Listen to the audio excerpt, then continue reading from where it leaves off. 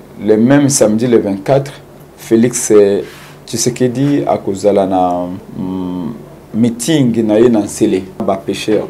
Donc, il y a un risque d'accrochage entre la garde républicaine et les militaires de Bakoya. Rien que nous 10 concerts, ils ont sponsorisé dans l'hôtel de ville. Nous conditionnons le dépôt de nos candidatures avec audit affiché. Tango bazonga kasima au profit à Motomosus. Immédiatement, ça a appelé le peuple à voter candidat Iwana. Au cas où le BT, ngana ko candidat pour voter candidat. Ce n'est pas logique. Ce qui bolingi, bon mon a été Martin Fayulu a désisté pour nous doter. Pas faut l'afficher. Et c'est maintenant qu'il faut le faire. Tous les informations à solo et pas à agent à CENI. Au balobina bisouete. Au moni fichier électoral. Oyo kadima atindi dans l'Assemblée nationale. Si base duquel on a fait la loi sur la répartition des sièges, ce fichier-là est un faux. J'ai vu même Mutumoko la pasteur mais la bangi boye. Le barreau fallu la bangi élection pour une réalité. Non, le débat n'est pas là. Ça c'est un débat de caniveau. On ne construit pas un pays avec des gens qui ont la moitié des cerveaux à la place des cerveaux. Comment on a su que Denis n'est pas normal, quelque chose de tout n'est pas rond. Tant qu'on va commencer à jeune fille ba coupe maï, mais la maï, vous avez bazar na monio aux ulibala. Yo, vous avez bongo yandaku, nous avons bipé ça, nous avons 1 million et tout ça. Tant qu'il était dans ces histoires-là, les gens, mais tant qu'on a comment touba, tant qu'on a diarrhée verbale, les gens ont compris que ces métiers-là, il faut caser, et c'est comme ça. Augustin Kaboué a été candidat dans Nganda Jika. Mais Nganda, ça fait 30 ans qu'on a Kinshasa. Augustin Kaboué, c'est mon ami. Pourquoi Kimi Baran, c'est ça que vous avez candidat dans Nganda Jika, sur Ndemba. Moi-même, regardez comment on m'a tabassé la nuit par sa police. Comment on m'a levé. Mon épouse a été menacée. On a fait la tabasser. Ceux qui population de dans le médical. De Massinga, bêta qui m'a cassé pas, force de progrès de peste. Que mon bail na yo, abenga fati chilombo, mon bail n'onda initié chilombo na Congo. Bato basi ya ko garder pouvoir na bango. Bato basi ya bilan na bango. O ba bete peuple pour ça ba confiance. Il faut se comporter comme ça. Donc Félix Agolia capitale na ye. Asa sous nelo ko na côté. Donc c'est que Félix c'est que ses partenaires oublient, c'est que tu peux organiser des élections et qu'on déboucher dans le chaos. Peu na kawana et memio et kwesio. Peu et qu'on s'amuse ça n'a pas collaborateur na. Félix va ko banque. Ils allaient signer à peur, il y a agitation. Félix est en train d'humilier tout le monde. Et les gens qui l'humilient, tôt ou tard, vont chercher à se venger. Tout pouvoir absolu, corrompt absolument. Mien les secondes mêlés à Momingi et comme c'est un bâtiment boma. Il faut montunyon so à gérer à répondre dans l'acte naïe. On se rend compte aussi que la loi, Mibeko Yambo Kanabiso, ils appellent Mabé. Moto a par exemple le Premier ministre. Oyo a géré Mboka. Dans une certaine mesure, à une immunité. Alors, ces immunités risquent d'être comme une impunité. Tu ne peux pas gérer un pays et à la fin, on ne peut pas vous demander des comptes. Pas les véritables patrons, c'est qui? C'est le peuple. Ma camouflage de tout fait ça, ça, comment ça, on a vu au cause? Bassam Saïté. Kosam, c'est une collaborateur aux coupables. Dès le Kabila Azali. À que nous devons justice à Samba. Je crois même c'est le bon sens qui l'oblige. De la même manière que Kamere, Félix Tshisekedi doivent nous dire ce qu'ils ont vu, ce qu'ils ont entendu dans le programme à 100 jours. Les 2 poids 2 mesures n'est pas bon. Tolingide, justice est vrai. Justice est à solo. Et se comporter pire qu'elle peut perdre, ça m'inquiète. La perquisition et la résidence, il y a Douni, il y a Kilanga, Wazali Bongo 4, il y a PPRD.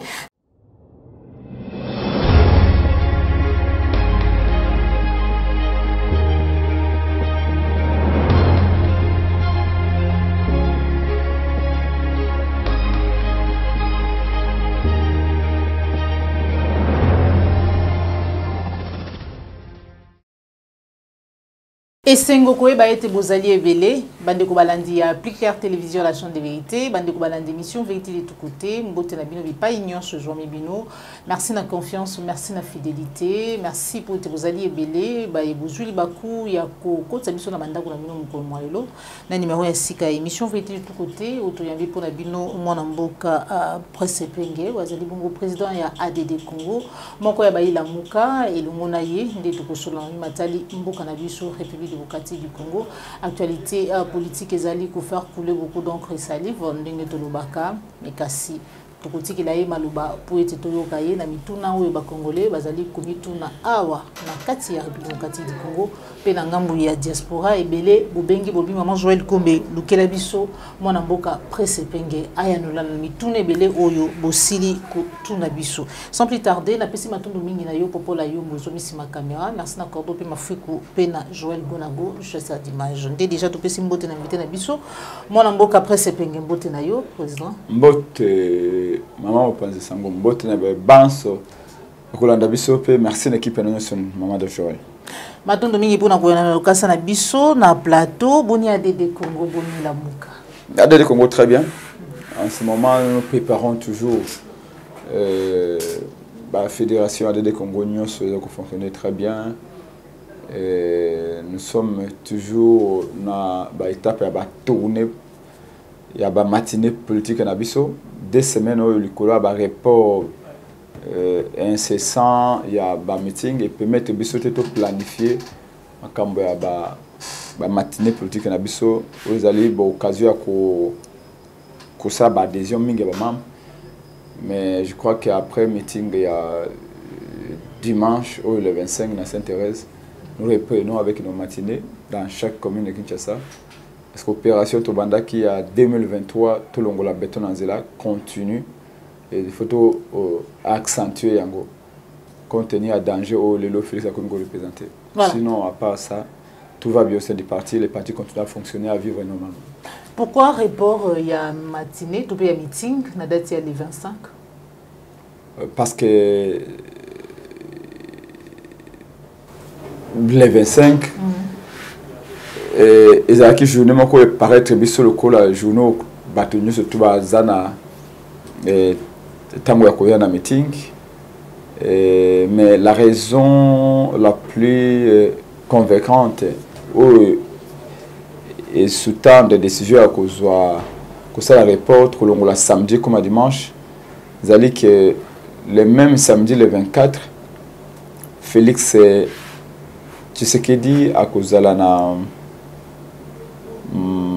meeting na yé Nsele pour na c'est pas journée ba pêcheur soit anniversaire ba pêcheur donc organiser meeting moko na Nsele na ba pêcheur et nous yebi ce qui Félix a okenda sika moko ba déployer ka ba garde républicaine partout donc le boulevard Lumumba commandé pas na eti na Nsele que na ba garde républicaine bana mora et c'est fait que pour les militants, les militaires à la Mouka, il y a des partenaires ensemble, et puis bon, il y a un meeting, 90% des militants sont obligés de passer toujours par le boulevard Lumumba.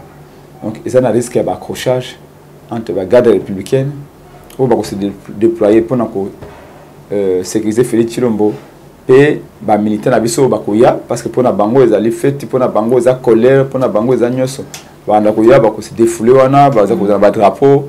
Contre Félix et tout ça, qu'est-ce qui peut se passer entre les gardes républicaines où vous avez déployé le long du boulevard le samedi, les militaires où vous avez le long du boulevard le samedi pour que ça s'intéresse. Donc il faut éviter, hein, on dit que un homme intelligent résout les problèmes qu'un homme sage a si évité. Donc en toute sagesse, tu as décidé de reporter le meeting le 24. Tout est en gros dimanche le 25, toujours dans le terrain Sainte-Thérèse à 10h. Oui, les hommes sur ces allées étaient bon. Même ceux qui ont les autres évoqués, mais je crois aussi que tout le monde est bâti rien qu'un atchango 10 concerts. Vous avez sponsorisé dans l'hôtel de ville. Dans le terrain municipal à Massina, dans le Bralima côté Anjili, dans Kimasek. Donc, Tchangu ezali na commune ya Maluku, commune ya Nsele, commune ya Kimbanseke, commune ya Njili, commune ya Massina. Na ba commune wana tout, il y aura un musicien qui va jouer. Donc batie bango siyama pour créer confusion samedi le 24. Donc pour toutes ces raisons, en âme et conscience et de notre chef de décider pour un meeting parce que meeting wana meeting extrêmement important. La stratégie de l'Angolelo, les meetings au président, il y a la parole pour éventer les bois, dire aux gens, positionner nos dans la Mouka, dire aux gens qu'est-ce que nous entendons à l'issue de cette position, dénoncer agression rwandaise, dénoncer insécurité croissante na Bandundu, na Ituri, Nord Kivu, na Sud Katanga et même na Kinshasa, mais aussi pour continuer à dire que les Congolais meurent de faim, la vie est devenue extrêmement chère. Non. Et pour toutes ces raisons-là, tout le monde meeting à la parasité et puis Misamouboulou, tout le monde vraiment les Congolais bas atteint Koyoka, Oyo, pas 4 candidats, mais 4 leaders bakoloba na mokolo dimanche yoana, y compris sur la prince Penge, professeur Kalele les autres. Exactement, nanga kina tuna soki meeting wana ko za la kaka obe na mona mboka Martin Fayulu mais bandi déjà ko ya no lié bango. La meeting au moni déclaration to sali lobby to kotsa mon canal de kotsa hôtel de ville, tous les 4 candidats à l'élection présidentielle, à commencer par le président Martin Fayulu, président Moïse Katumbi, Matata Sesanga, on a tout signé déclaration wana, ça dit que ça engage tout le monde. Jusque là en tout cas, et malgré que les gens disent oui mais bino vos décisions monsieur Subango monsieur qu'est-ce que vous faites avant tout au Sangana Kana Bango pour nous créer plateforme électorale tout politique à tête vous allez convergence et idée au combo la balabala ou yali bosoto sur le sujet combo la balabala peut-être de notre interrogation est pas nous sommes là pour na to zwa to peser ma casse pour tout équilibrer la force, pour obtenir des fichiers électoraux. Fichier électoral, il y a une liste wana vous avez contenir les combos à électeurs et nous sommes de tout bas s'enrôler. Tout le monde a le colline et na 4. Est-ce que les militaires ba ali na 4? Est-ce que les policiers ba ali na 4? Est-ce que baba na miki ba na 4? Est-ce qu'il y a eu des doublons? Bateau va s'enrôler une fois, 2 fois, 3 fois, 4 fois. Bateau wana surtout. Est-ce que les combos bateau à kufa ali na 4? Tout le monde a bango to baka bango les bandes pour fichier zala. Vraiment à 90% crédible, tout bas dans la confiance pour qu'une élection na affiché moko ba éviter et au trahir bangote tout et trahir volonté à péter. C'est ça qui nous a poussé à être dire aux autres que non oh belé ba yé ba écoute personne à tête au bonda bitumba. Ça c'est la vérité. C'est pas une honte ou un sujet de gloire mais c'est la vérité et la réalité. Donc c'est un fait. Alors pour Nabiso meeting Yoana est extrêmement important et attaque point de vue au fond président Moïse Katumbi et les autres partagent voulais-je dire les mêmes soucis que Bisso va auditer fichier. D'ailleurs mon qui parti politique ensemble à travers le secrétaire général Nango Bolengetenge a dit que l'ensemble rejette les fichiers électoraux. Mais, on a dit que rejeter, mais ils maintiennent quand même les candidatures. C'est le but de rejeter les fichiers et nous conditionnons les dépôts de nos candidatures avec audit et affiché. Donc, si le plan de la forme, ça pose problème, mais au fond, les mêmes soucis partagés par Fayulu, par Katumbi et les autres. En tout cas, à ce que je comprends jusque-là, le temps finira par dire qui est qui. Voilà. Le temps finira par dire qui est qui. Autel ici a été conditionné dépôt de la candidature, na audit et fichier électoral. Na ma union sur Outa Kalambozala qui tout le bozali ko contrôle ko décrier sur Seni. Ozali ko yamba yango lo lenge nini tant ozali ko yoka été belé abatu bazali ko estimer était mwana mboka Martin Fayulu azonginde mwasima au profit ya bande komisusu na biete o yazali ko bane zali ka discours politique mais kasi to biete politique et ça la makobe na butu o ebimaka na mo ezala ko déjà salama ki na silasi tango bazonga kasima au profit ya moto mosusu o babengaka désistement au profit de quelqu'un ou de un autre candidat. Immédiatement, ça a appelé les peuples à voter candidat Iwana. Est-ce que tant que Fayulu a lobé te biso to conditionné dépôt à la candidature na biso na audit fichier électoral ou le cas a lobé te ngana ko candidater pour voter candidat tel?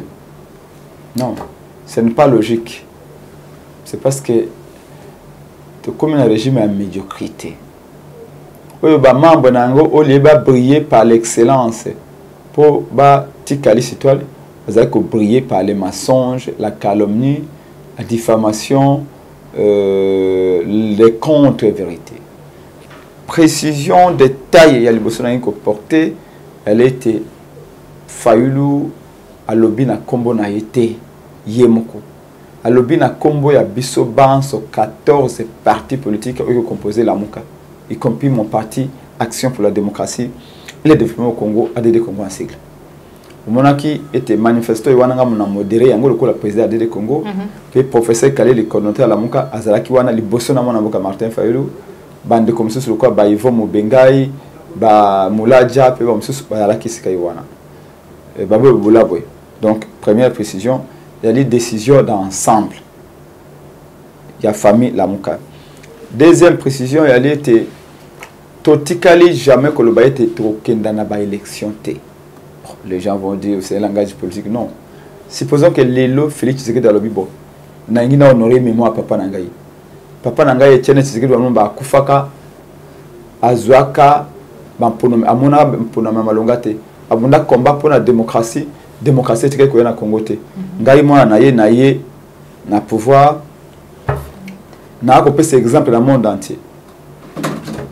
Kadi matelema ba délégué a fallu le baya ba expert a fallu le baya ba expert ya FCC baya ba expert Union Sacrée baya ba expert électoraux il y a église catholique et tout la société civile baya ba libanda baya en 3 semaines to fongo la fichier to fongo la liste on a électeur to tala yango ce qui bolingi bo mona été Martin Fayulu a désisté pour me doter pas fongo la fichier voilà puisque bolongo les raisons wana na monoko beaucoup mona so okenda to okenda te donc ezali raison moko objective ici to lobité que to kena ba élection te non to lobité que to boycotter ba élection te to lobité que to se retirer dans processus non nous avons dit que ba candidature na biso est allée prête et aller les coller message monene ya la Muka mais avant de déposer à mon CNI to ngito yeba Moussani ne sami na matali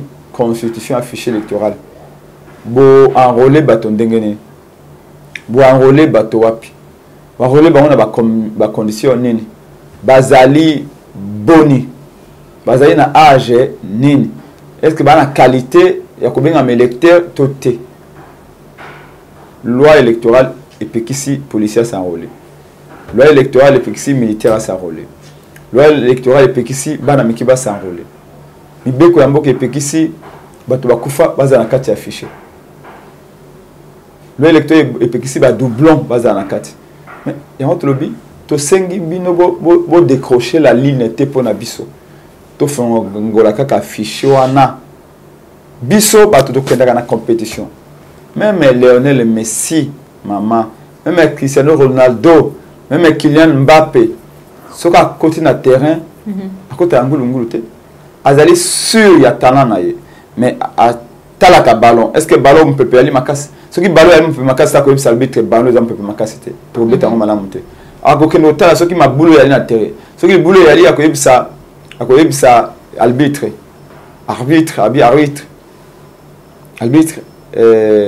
arbitre nini li boulot yali bokanga ngo sino to koya ce qui poto moko yali monene moko yali moke a ko yebisa commissaire au match arbitre pour toi on est là moqué ils ont mené mingi ko répondre na ba condition t c'est exactement ce que nous disons attends tu ali confiant et penga ali confiance na que ça mutako battre en réalité élection législative nationale et provinciale attends ko falloir assurer été mutako battre réalité pour o en face na biso bilan yali négatif mboka na baboko ya ba Uganda ba ko deuxième mboka na biso sika wana EAC nous voulons quand même être sûrs que la règle du jeu est respectée. D'ailleurs, ce n'est pas un combat que Fayulu seul porte. Ce n'est pas une exclusivité de Fayulu ou de Pengue. L'Église catholique demande le même consensus autour du fichier. L'Église SCC demande le même consensus. Dans le mouvement citoyen, l'Union européenne a demandé le consensus. Même Ndo Katumbi a signé consensus pour notre auditer fichier. Ce n'est pas que demande il y a la Mukato à Fayulu. Pour interroger vous, pourquoi to boyaka malonda tant idée la muke sali marche Martin Fayulu Adolphe Muzito bana poto ngai ndem ndako mobiliser na Adrien Malinga na mususu na changu na seambula umukolo to sakto mashaka to mashana bemba ba fula bato bamaki pourquoi ona ko ba to lengi malonda te malonda la pene ya Kabila IDPS a Kolanda 2 jours après, IDPS pas marché à Bitoboy Malonda. C'est-à-dire que c'est un combat à la fois de bon sens, mais un combat qui cadre avec une bolingo tonango yamboka. C'est ça qu'on a bisoté. Partenaire sur vous allez na Congo, va député Fayulu. Ce qui est l'élection est transparente, ça va bénéficier à tous les Congolais. Et c'est maintenant qu'il faut le faire. Toboya ka l'élection à la fraudulée les états Kabila. C'est pas parce que Kabila a demandé de faire en Toboya Kango, non. C'est parce que nous voulons que la transparence soit la règle. Les lois, comme tant Félix Tshisekedi, les mêmes gens qui ont exigé audit et affiché tant Kabila, ces mêmes personnes disent que non, on n'audite pas les fichiers, on doit aller aux élections tant réalité. Mais Bissot Tobani ko senga réforme électorale les lotés, ça fait 4 ans. Exactement, mais est-ce que vous avez a été les lots il y a quelques mois à Maponomi Bakoyo Kabila? En tout cas, nous ne sommes pas dans ce type de considération. Pour nous, c'est que les Amabé et Alimabé, il faut dénoncer. Tu vois, Bangongate, tu vois, RT, à tout ça, au dénoncer qui l'obité, sur une occasion de dénoncer les lots, il faut le faire. Parce qu'on peut sauver encore ce qui peut l'être. Tu as eu l'information à solo et pas à agent à CENI. Au Balobina Bissouete, au moni fichier électoral, Oyo Kadima atteint l'Assemblée nationale. Si base duquel on a fait la loi sur la répartition des sièges, ce fichier-là est un faux. Pourquoi? Parce que pendant qu'il y a atteint le fichier électoral, on a tout connu, ils allaient en réalité liste d'électeurs sur le Congo. Tant atteint la liste d'électeurs à Congo sur l'Assemblée nationale pour adopter en gros. Moussala est enrôlé batou. Et si maintenant on va donner sur l'accès. Mais Moutoune il y a un combo à l'électeur, monsieur soit même une liste complète wapi. C'est un peu comme le travail de Nanga en 2018. Nanga, tu as une opération de compilation à Bavois. Il y a des gens qui sont au Congo.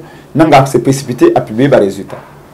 Et moi, Nanga, il y a aussi des résultats publiés. Wapi. Alors que l'opération de compilation, il y a 3e jour seulement. 3e jour seulement pour le Congo, ça va voir. Nanga va citer, il y a publié les résultats. Où est-ce que tu as trouvé? C'est comme ça qu'on a fabriqué. C'est pourquoi si je vous envoie na opinion libre, il y a Moko Bazouzi, il y a cours constitutionnel, Corneille Wasenda. Si vous mettez même sur Internet, opinion libre de Corneille Wasenda rendu le même jour que l'arrêt confirmant Félix Tshisekedi comme président, vous allez voir. Les juges Corneille Wasenda dit à ses amis juges, les supplie dans son opinion libre que la requête que Martin Fayulu et la Mouka ont amenée est une requête recevable et fondée. Dans la mesure où Fayulu a été une preuve le premier jour, le deuxième jour, le troisième jour, Fayulu a une preuve 26-14 PV.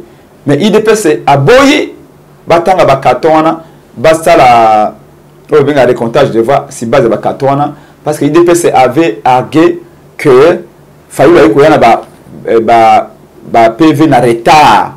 Oh, tout ça toi on a procès moko yali contradictoire. Ce qui m'ont dit que na ba peleve na suka audience. Yo parti accusé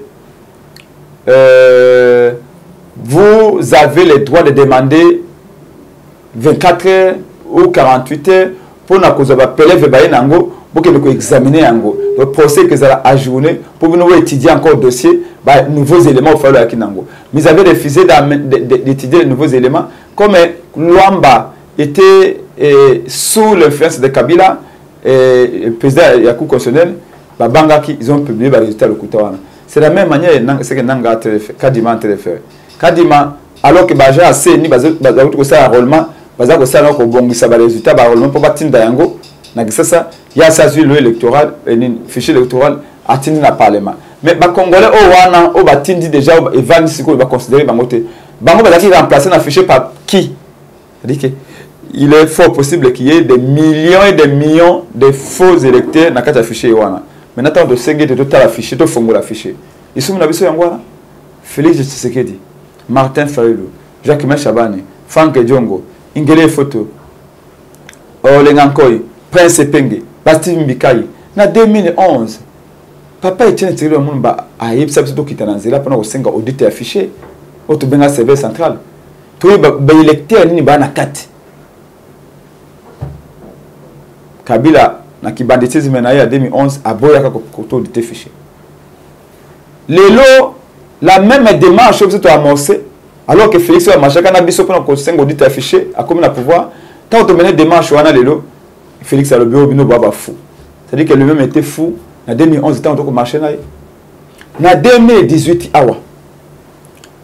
Félix Tshisekedi, Martin Fayulu, Moïse Katumbi, Japé Bagombo, tous 5 audits affichés électoraux. Dans la liste d'électeurs, on a bien fiché, tout la banane bana 4 qui ont droit d'y être. Kabila en demande en 2018 tout ça l'audit affiché. Tant que ça l'audit affiché en 2010, Tolongola qui 10 millions il y a l'électeur à Mabé. 10 millions madame s'il vous plaît. 2018 à Tolongoli t'es écarté 10 millions. J'aurais souhaité tout le monde peut s'engager pareil malheureusement m'tazate Natangelo combien de catégories Tolongola ba militaire, Tolongola ba policier, Tolongola ba mineur, Tolongola ba toi kufa na fichier, Tolongola ba doublon. 10 millions de Congolais ont été écartés du fichier électoral, 10 millions à battre à Lukuta. Parmi bango bato musu ba s'envola 4 5 fois. Faut que le bête mutumo soit comme 5 3 4 électeurs à s'envoler 3 fois. Faut que écarter. Alors, pourquoi Lelo Félix Tshisekedi a commis Koboya Kabila kuto to fingaki to tongaki en diminuant de te fichier. Félix Tshisekedi a commis Koboya de te fichier. Quand Dima nous dit que non, à ça l'audit est moko. Maman, un commerçant qui a vendu dans son alimentation, ce qu'a l'ingi vraiment à faire dans l'alimentation est avancée. À cause de l'audit est moko, à cause de l'inventaire est moko. Il faut qu'il y ait une personne extérieure qui vient avec l'objectivité. Il y a mon aîné. Pour auditer, pour ça l'autobengi inventaire, pour na ceux qui les aliments malam, attaquer malam, attaquer mabe. Yo comme de teki, yo comme de salle inventaire, yo comme tout ça qui annoncer résultat inventaire na yo, donc comment voulez qu'on croit quasiment bêtement comme ça. Le débat madame est à ce niveau-là. Mais peut-être les autres sont en train de négliger, les autres sont en train de sous-estimer, les autres rigolent. J'ai vu même Mutumoko ben la pasteur mais la bangi ça va comment ça na musique comment ça na théâtre le bao fallu la banque élection pour une bonne réalité. Non, le débat n'est pas là. Ça c'est un débat de caniveau. Dieu merci, on ne construit pas un pays avec des gens qui ont la moitié des cerveaux à la place des cerveaux. On construit un pays avec des gens sérieux, les gens qui comprennent l'importance d'engager de tels débats. Encore une fois, combat à Fayulu, combat à Pengia, combat à mon côté à personnifier. Sur le fichier Zali Malam.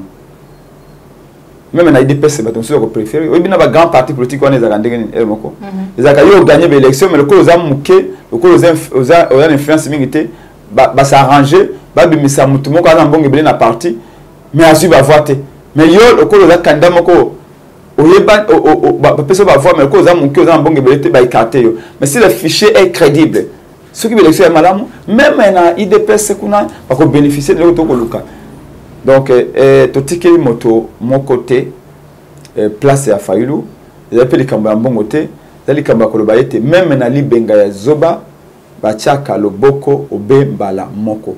Awa les mêmes causes produisent les mêmes effets, les mêmes méthodes que Kabila utilisaki, c'est les mêmes méthodes de Félix Sakomi Kolekui Nango, et nous savons que la conclusion, la finalité sera toujours la même.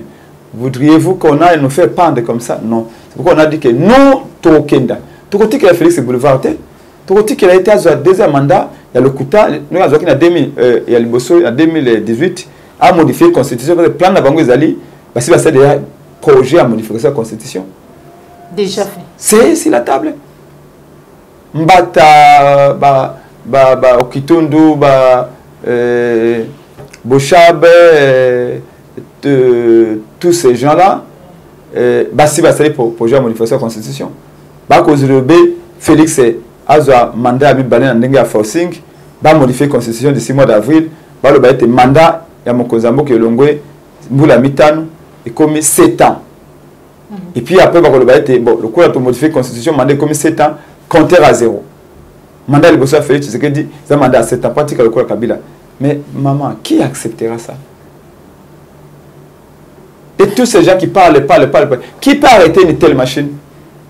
On va parler de la partie à YouTube, à WhatsApp. Ceux qui n'ont pas dit qu'il y a des émissions dans le studio, on a arrêté le projet finesse. Il faut être dans la rue. Voilà. Aujourd'hui, il faut dire que c'est lui qui a capacité de mettre les gens dans la rue et de résister, c'est Fayulu. Voilà pourquoi tous accompagner dans ce sens.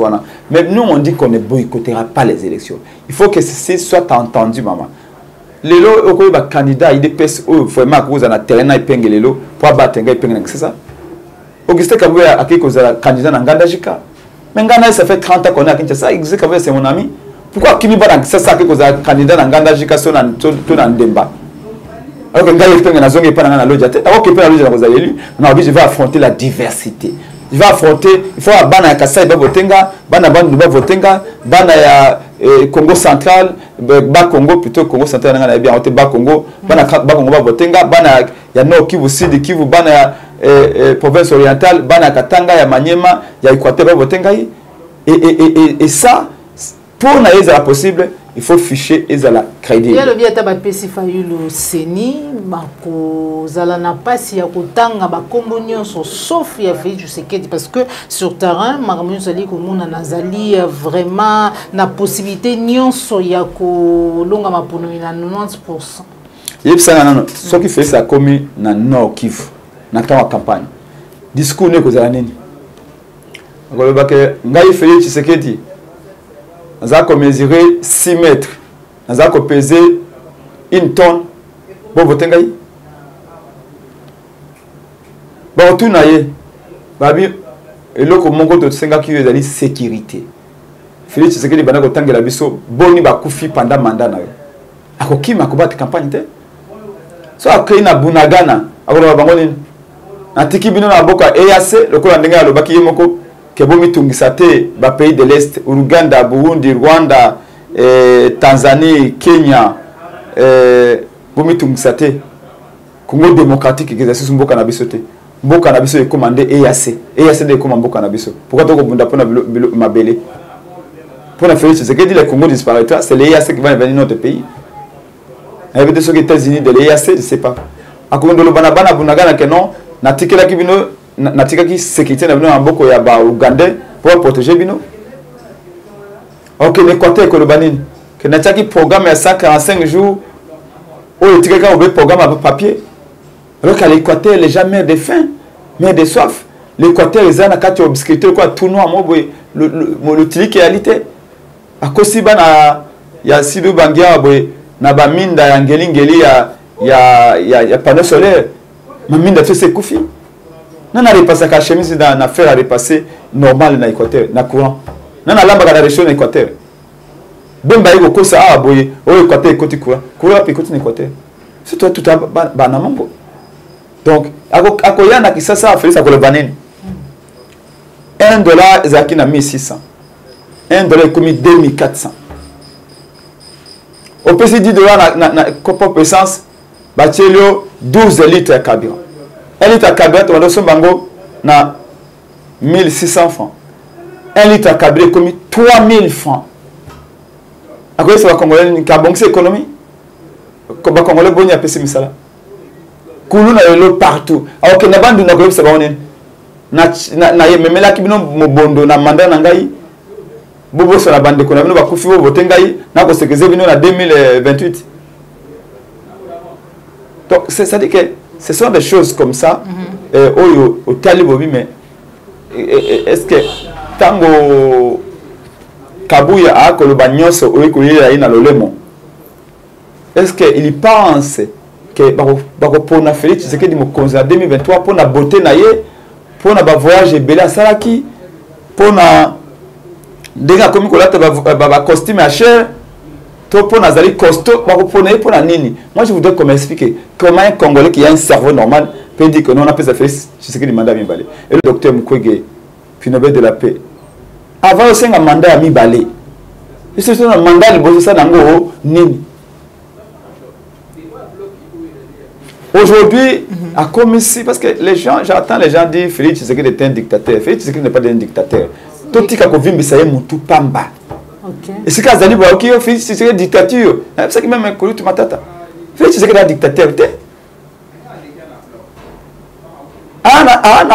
Un statut, il y a dictateur. Il y a carapace, il y a dictateur. C'est ce que maman dans une certaine mesure, le dictateur Moussoussou, il va être discipliné. Félix Tshisekedi, il y a Saddam Hussein. Il y a Mobutu. Il y la posture, il y a Kadhafi. Tu sais que certains dictateurs étaient des gens qui se souciaient de leur pays. M. Soubalaki Bato, comme il se souciait de son pays, il a gardé le pouvoir parce qu'il voulait imposer des réformes. Et parfois, les dictateurs étaient dictateurs, M. Soubalaki Bato, extrêmement disciplinés, sérieusement ordonnés. Des gens qui ont des limites. Mais est-ce que Félix Tshisekedi est discipliné? Est-ce qu'il a ordonné? Est-ce qu'il a des limites dans ce qu'il fait? Regardez comment il est en train d'arrêter les gens.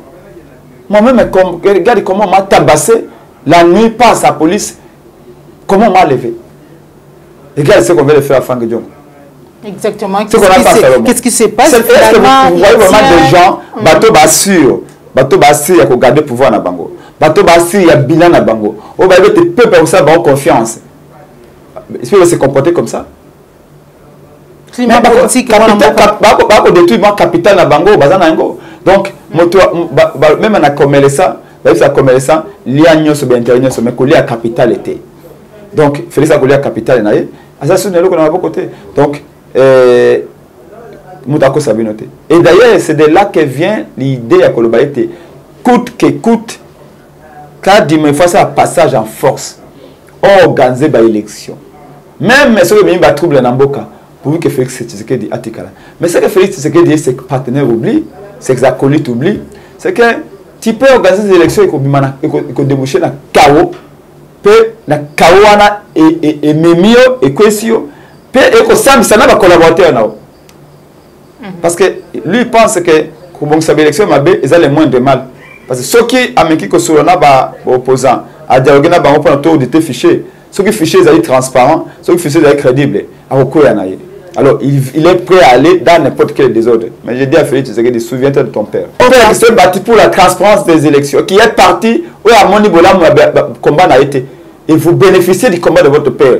Peu importe la façon dont il y a une tricherie. Mais à un moment donné, tu peux dire, écoutez, ressaisissez-vous. Dites que le meilleur cadeau offert à mon père, Etienne Tshisekedi qui est parti, sans bénéficier de son combat en quelque sorte. Moi, Félix Tshisekedi, je vais pour la première fois. Na sangisa et boposa et soi-disant majorité wana et société civile on a mis ça pendant 3 semaines tout fongola affiché. Il Félix Tshisekedi manque l'occasion d'entrer dans l'histoire. Comment ça que le conseil à Mende, conseil à Bahati, conseil à Mbata, conseil à citoyen Bosso, conseil à Bochabe. Qu'est-ce qui peut bien conseiller Félix Tshisekedi? Que de rester au pouvoir. Fayulu. Yo lingi fichier a ouvert, na fongola fichier. Monde entier votala. N'accéder à la demande, tu as un fichier, tu as un que le meilleur gagne. Et tu peux beaucoup. Et comme ça, là, on peut dire, à la fin, je vous dis la vérité, si Félix Tshisekedi gagne, après avoir jeté le fichier, moi, je peux que je les félicite. Mais malheureusement, il y a pouvoir et comme ça, volé. Soit ça, c'est Fatih Béton, tu as un soulier, il y a $5 000. Alors, on a fait ça, il y a un flatter. Fatih Béton, moi, la mère, ta veste, mais quand on lui dit des vérités, lui ne veut pas. Mais je vous le dis, tout passe. Tout finit par passer. Tout finit par passer. Si Félix Tshisekedi pouvait côté la ciment pour comprendre que moi aussi j'ai regardé Kabila de loin hier. Aujourd'hui je suis à sa place. Et demain aussi, je rentrerai d'où je viens. C'est un peu comme Moutaouti dans ma belle. Moutaouti n'a pouvoir athée. Au coup peu. Avant qu'il faut que vous appelez tout le monde à pouvoir. Je souhaite qu'il a comprendre qu'il défend un nom de nom de son père, qu'il défend un parti, le nom de son parti. Oh lelo a caché l'angle Nicolas à passer dans la force à préparer. Mais tous Ali Bibali, nous continuons à lutter avec dans ce sens-là jusqu'au bout. Voilà.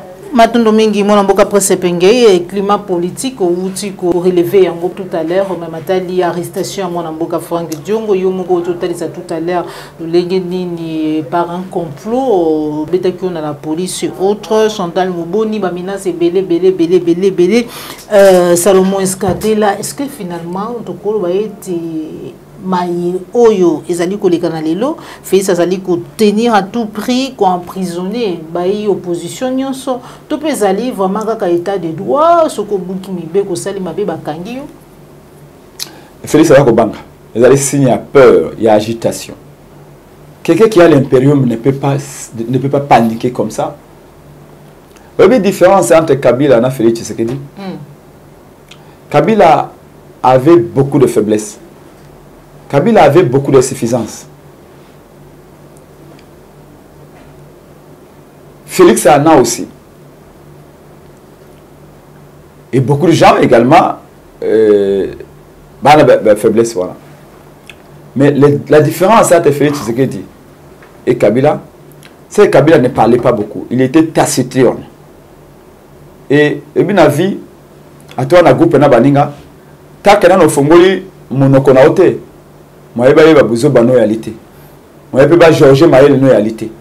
Et donc dès le moment où tu choisis de rester taiseux comme Kabila, les gens peuvent même vous penser que vous êtes un prophète.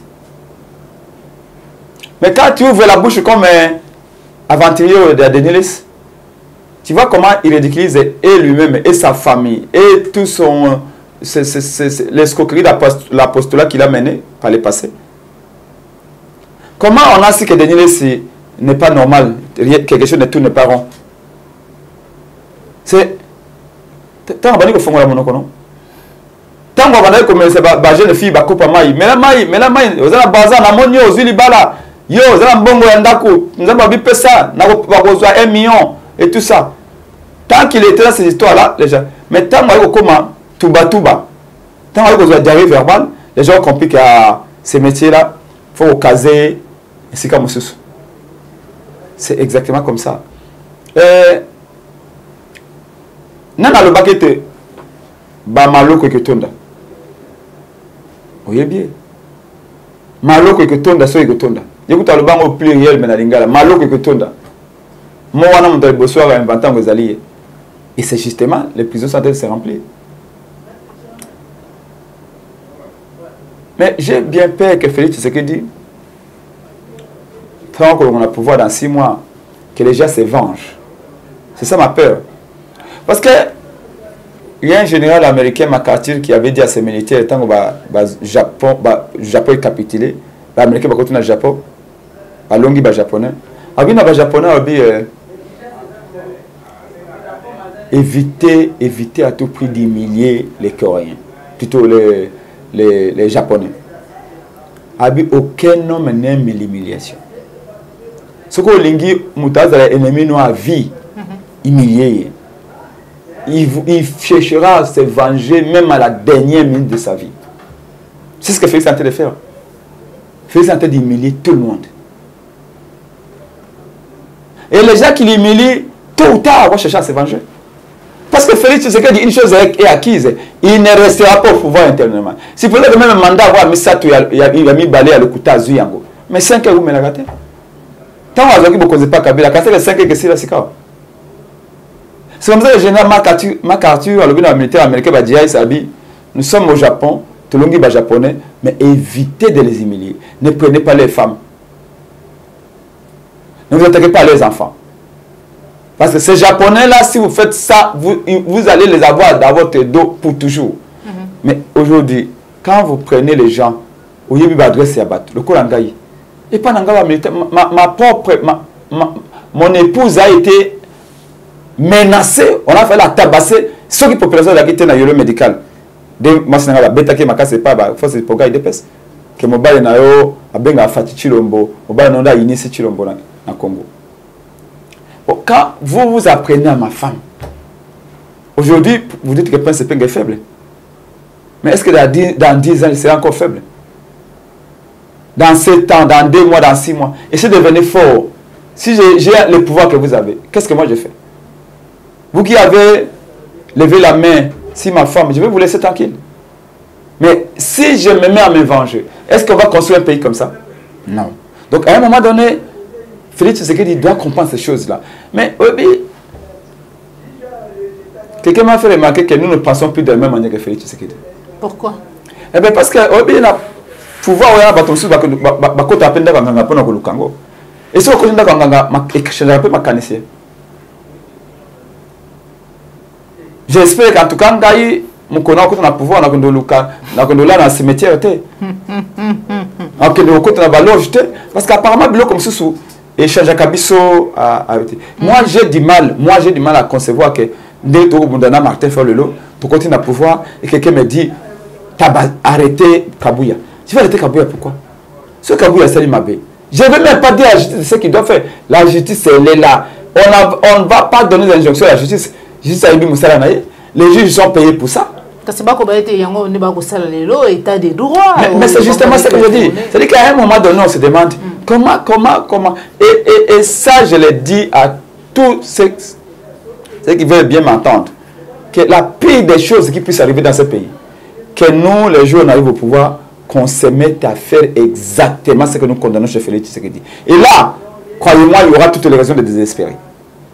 Et je me dis, est-ce que nous avons dit que Félix Tshisekedi a dans le Nabiso pour tout le monde en 3D, par faute, pour que tomber dans le mais il n'est pas écrit que Bisso peut être le Pikuna, parce que souvent pas confondre tout pouvoir absolu, qu'on absolument. Et bien les secondes mêlés à Momingi et comme ça va et c'est là la discipline que nous devons nous appliquer dès aujourd'hui quand nous sommes encore dans la résistance. Je crois que je ne sais pas si Félix Tshisekedi a encore le temps de s'asseoir comme ça et de regarder et dire ah mais Kabila pas Gaza Kangaït. N'a pas la Sengaga Kabila audit affiché non. N'a pas le baguette de Kabila za bandi. N'a pas la dénonçaga qui m'a fait en temps à Kabila. N'a pas le baguette de consensus ezala. N'a pas le baguette de Kabila été il faut trouver consensus dans la nomination de juge. Mais qu'est-ce qui m'arrive moi, j'arrive au pouvoir, j'ai oublié ça.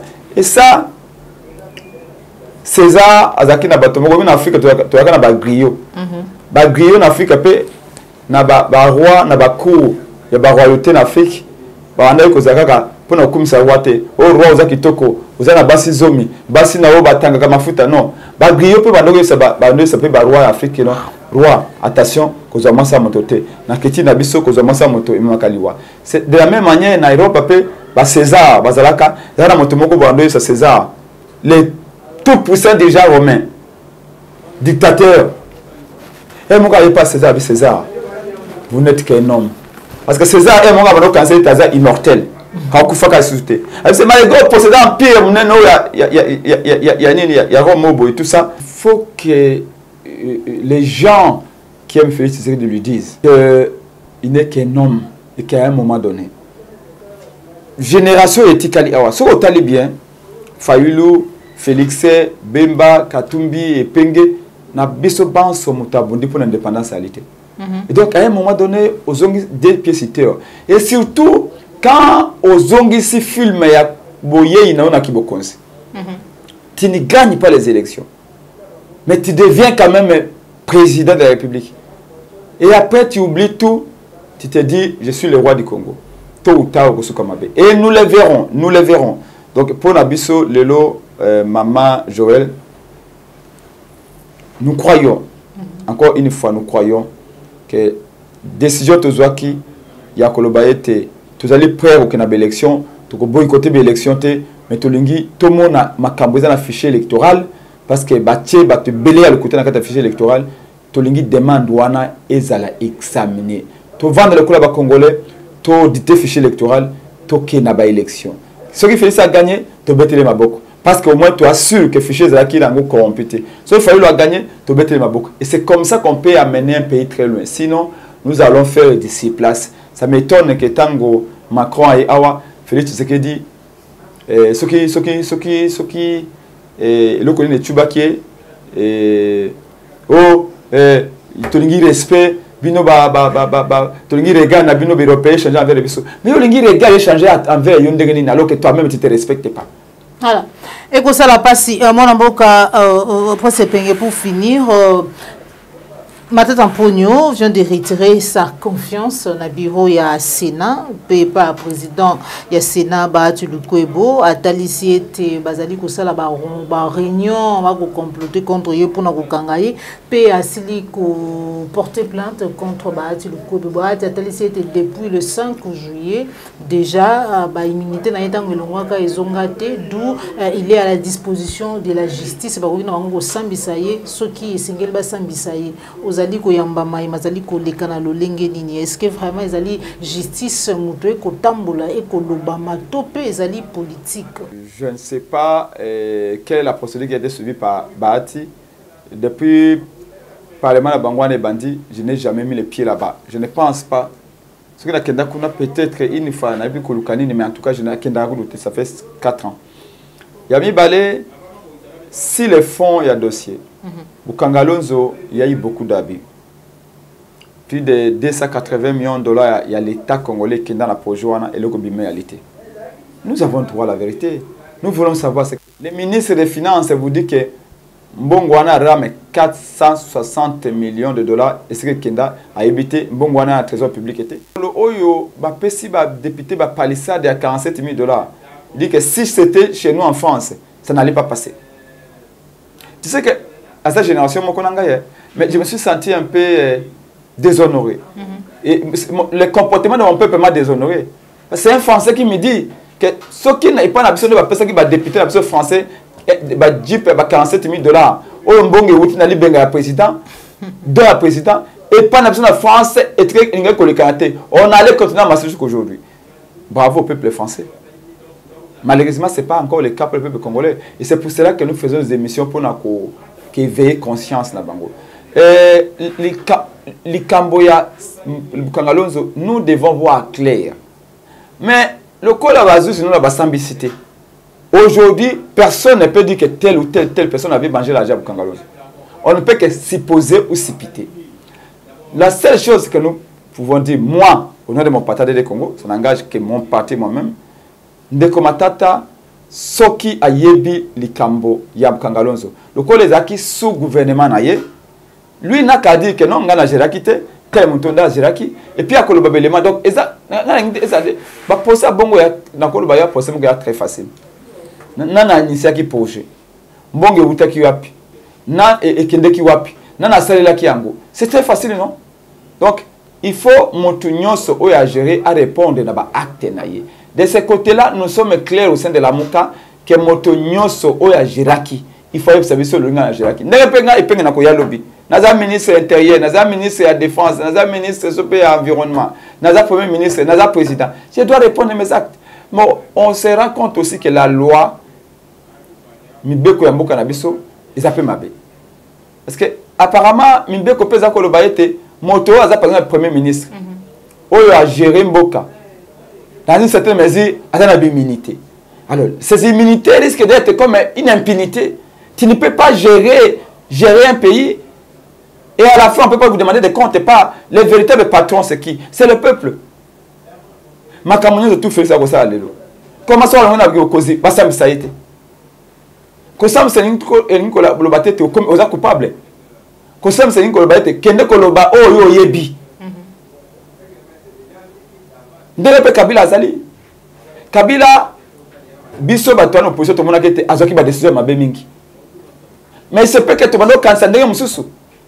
Alors, à que nous devons justice à Samba. Donc, il faut que la loi n'abisso et la mine dans le sens où il y a sur des responsabilités. Donc, je crois qu'il faut parlement de lutter pour que Bamibeko Ndengwana échange. Mbeko être moto à cambier colo, mais la possibilité il y a qu'on répondre à acte. Donc ici, les gens nous disent oh, vous êtes avec Matata, vous êtes avec Matata, Neka Bandolo Banabiso, vous êtes avec Muzito, vous êtes avec Muzito. Je comprends une chose. Quand Muzito est avec Faïlou, on l'attaque. Vous êtes avec lui. Ceux qui m'ont dit que vous avez failli lutter, ah, vous êtes commis malam. C'est ça, il dépasse. Ma tante va bien si ma tante a côté à l'union sacrée. Ma tante a boy côté à l'union sacrée. Ben, Félix Tshisekedi, excusez-moi, Félix Tshisekedi a invité ma tante. Ma tante a boy côté. Abi la côté à l'union sacrée, tenga la tika libanda. Voilà, ma tante a commis d'oki. Le coup, la commis peut mener à failli. Non, moi, je voudrais que ma tante qui était Premier ministre dise ce qu'il a vu, ce qu'il a entendu dans ce projet-là, Bukangalonzo. C'est important. Il était responsable, c'est un devoir. Même, je crois même que c'est le bon sens qui l'oblige. De la même manière que Kamere, Félix Tshisekedi doivent nous dire ce qu'ils ont vu, ce qu'ils ont entendu dans le programme à 100 jours. Comment est-ce que 600 millions de dollars sont volatilisés? Aujourd'hui, Kamere, Kamere autant en avion, il y a l'État. Kamera kotambo en avion va foutre dans bongo à l'état maman va popula maman atek randunda basomba ba alimete basomba ba mulangia pimis basomba ka mwale kaye basomba ka mwale puta ba un point indirect wande l'état tient la caisse et puis azu abi caméra ezwa louer avion kende na Inde caméra ko akola ndako ezali payé par l'état et les Congolais nous sommes là nous regardons. Alors à un moment donné on s'est dit mais jusqu'où on va. Donc, on a tout fait répondre. On a tout fait répondre. Mbongo ya challenge lu awa. C'est parti comme ça. Tout le monde est le côté. Ah, 145 territoires. Une occasion sur qui toka ko yiba mfango yoana. Balobi projet na bandité ba surfacturé. Ba surfacturé ba projet wana à plus de 300 millions de dollars. C'est tout un jeu qui l'a dit. C'est Pepenge. Alors, et tous ces gens-là demain, ils vont plus répondre à cela. Non, c'est pas possible. Mais il faut attendre. Biso, tozali ko protéger mon côté. Mon ko le bio, mais Katumbi, azaki pe mabe bozane pourquoi? Mais Katumbi tant azaki union sacrée, bon mon azaki Monsanto. Azaki congolais. Tant avec le union sacrée, avec le revenu de Fayulu na combat en Zela, Katumbi a commis étranger, Katumbi aza sur sa propreté selon IDPS. Et ça, c'est pas bon. Les deux poids, deux mesures n'est pas bon. Alors, tolingi de justice est vrai. Justice est solo. Mais justice est au Franck Diong avant qu'il n'ait le même mardi là, il me donne rendez-vous chez lui. Plutôt dans le bureau, dans la chaîne de la télévision, dans tout ce sujet, ça, c'est pas la justice, ça. Ça, c'est pas la justice. Et je vous dis, maman, la violence appelle la violence. Je crains une chose, c'est que le lobby, tant qu'on dit que on a pouvoir, et belé ba qui en exil. Il y a comportement sans fautisme dans bango. Il y a banditisme. Il y a arrogance au bateau banango. Jamais papa, même étant en Kabila yamoko, même comme ça sur talibo bibo, bateau ba ko réfléchir. Oh to moni ki bo konzo eza bo konzia. Ne balobaka to konyata bino na bakayas, lokola bakayas. Et ça c'est dangereux. Quand je vois le combat des Tchèques que l'Amulumba sont partis de l'eau et vont se comporter pire qu'elle peut perdre. Ça m'inquiète, malheureusement. C'est vraiment inquiétant. Toyoka qui sango ya perquisition ya résidence ya Duni ya Kilanga wazali bongo cadre ya PPRD d'après article bandeklo biso basili ko komabi après plusieurs heures ya fouille ba JR ANR PPM ba kuti le côté la résidence ya Duni ya Kilanga mais kasi yango ba kende batunier c'est qui le président de la République ya talisi des ali bongo Félix Tshisekedi mais batunier pourquoi zali ko garder effigie ya sénateur à vie Joseph Kabila na kati ndaku na yo asili ko mema photo ya Joseph Kabila me balaki ete ba ko zonga na ye wana bandeko bakomi on ne sait pas si c'est vrai ou faux, c'est à vérifier mona mboka pour se pengia ande to toli tono na émission na biso mukulu mwalelo message na yo na ba union so bazwa kili bako ya kolanda mukulu mwalelo pe numéro ya téléphone soki yali kopesa ba mbote pe ko ba ete Nzambe a battre la bango banso Congo et Kolobomoko, notre bien le plus précieux. On se bat pour le Congo. Et nous avons toutes les raisons pour nous battre pour le Congo. Mais pas un Congo que nous avons aujourd'hui. Un Congo plus beau qu'avant. Ce qu'on l'a dit, il national nabiso maman, nous sommes allés au futur. La seule chose qu'on a réussi à faire dans le Congo, à la lumière des paroles de notre hymne national, c'est là où Tolobi, nous peuplerons ton sol. Là, on a peuplé le sol du Congo. Toboti Mingi. Mais Tolobi peut que nous assurons ta grandeur. Mais on n'assure toujours pas la grandeur du Congo. Aujourd'hui, une partie du Congo est amputée.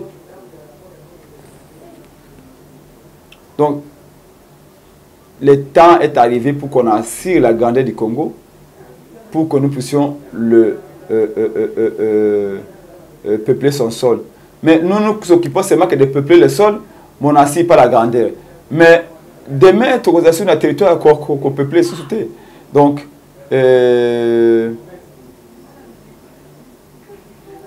pour honorer tous ceux qui sont passés avant nous, c'est dans notre comportement. J'appelle tout le monde à la discipline et mon numéro c'est le plus 243 85 324 73 00. Natondo bouton di maman Joël, le bouton de pena ba équipe na réunion sur technique. Matondo mingi président presse penge pona ko yanula na mituna na biso mukolo mwalelo ko yanula lokasa na biso to kutani bongo bala sima so mukolo ba biso. Merci na fidélité na bino, merci na confiance. Au revoir.